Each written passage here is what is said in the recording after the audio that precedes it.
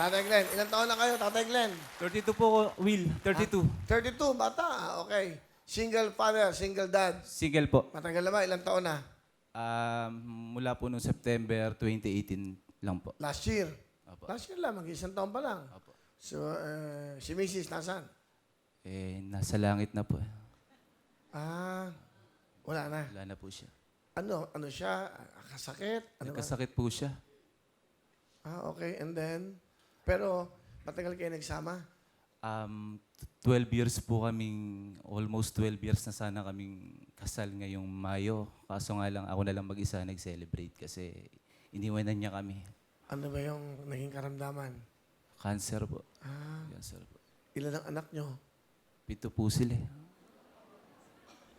7. Opo. Ano ba trabaho mo? Magmula po nung na-diagnose na may cancer po yung asawa ko, hindi na po ako nakapagtrabaho. Kasi po, ako po yung tumutok sa kanya, nagbantay sa ospital sa loob ng halos 9 na buwan. Sa Manila po, binantayan ko po siya. Pero paano kayo siya kayo kumukuha ng pera pambayad ng ospital? Yung po yung inilapit namin sa mga kaibigan po namin, sa mga pwedeng lapitan po na mga kamag-anak, nagsulisit po kami, humingi po kami ng tulong. Halos mamalimos po, mairaos lang, maitawid lang po yung pangangailangan ng asawa ko, yung pangangailangan ng 7 anak ko, gatas nila, baon sa pag-aaral, nagpapagamot mo kami sa ospital, ganun po eh. Bali, ako po, lagari po ako, ospital, bahay. Yung nangyayari po, Kuya Will, yung nasa ospital yung asawa ko, ibibiling ko po siya sa nurse. Kasi po, 6 a.m., kailangan ko asikasuhin yung 4 na estudyante ko sa bahay. Uwi po ako sa bahay. Wala ka bang kamag-anak, kapatid? Meron po. May nag-alaga? Meron Pero po. mga magulang mo, buhay pa rin. Buhay po sila pero may mga iniinda po silang sakit.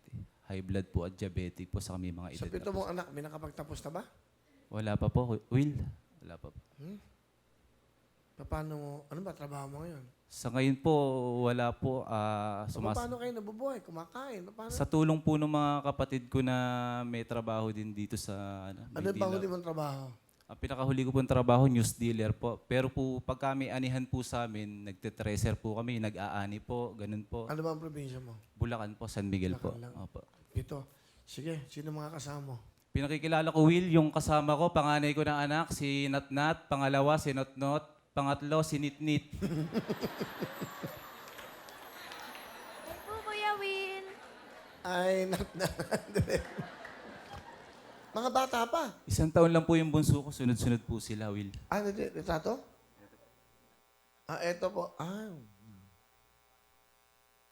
yung mama nila. Bata pa pala. Okay, thank you. Sige. Bigay ko muna sa kanila. Nat, nag-aaral ka ba? Opo. Ano gusto mo sabihin kay Papa mo? Father's Day eh. Tingnan mo si Papa mo. Tay, maraming salamat sa maraming salamat sa pag-aalaga mo sa amin kahit na alam ko na harapan ka na. Pilit mo na alagaan kami. Tatay, may babatayin ka yung pag-aaral ka para sa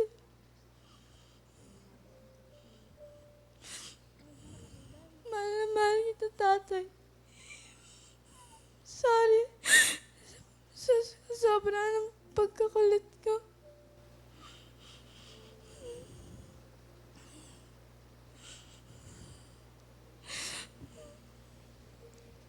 Ay, Nat, yung isa mong kapatid. Nat, ano gusto mo sabihin kay Papa mo? Tay,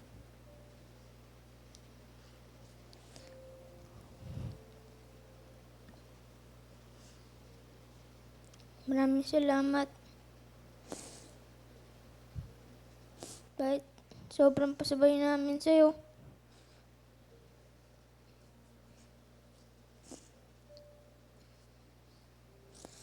Naalagaan pa rin kami. Hindi ka nagsasawa sa alaga sa amin. Mahal-mahal ka namin.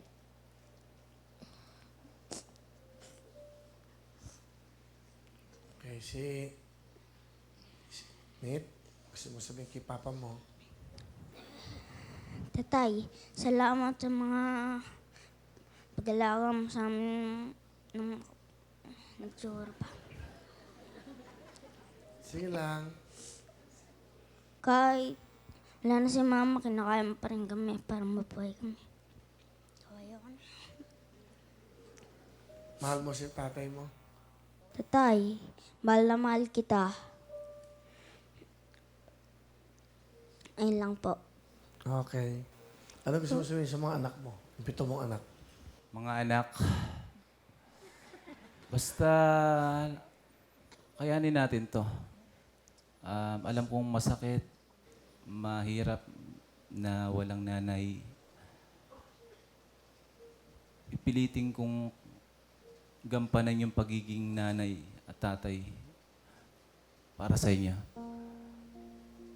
Kahit napakadalas na halos sumuko na ako sa hirap, sabay-sabay yung ginagawa ko. Araw-araw, walang pahinga. Magdamag, gigising ka, mag-isa ako, timpla ng gatas, gising sa umaga.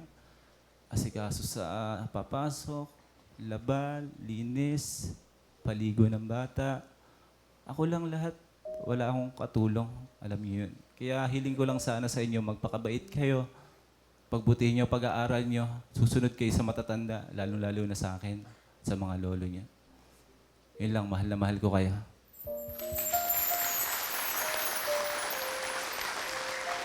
I'm sure, ano ang pangalan ng asawa mo? Ha? Crisella Will. I'm sure masaya ngayon yun, ha? I'm sure, naniniwala ako. Nakikita niya ito lahat. May message ka ba? Hindi, kung sakali. Siyempre. Opo. Mahal. Alam mo naman kung gaano kita kamahal, di ba?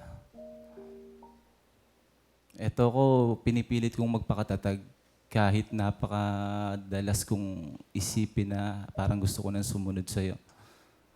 Pero pag yung mga bata nakikita ko, lalapit sa akin, yayakap. Nawawala yung ganun.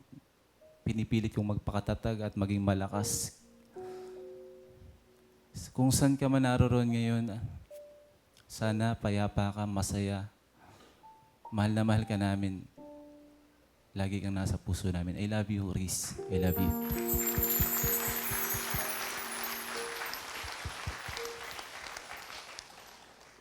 Okay.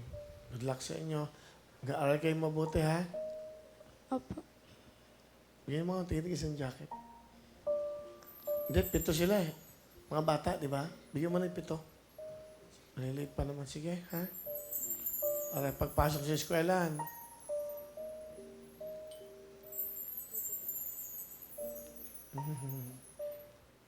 Marami naman tong anak eh. O, meron kang 20,000, ha? Thank you, Will. Thank you. Thank you po.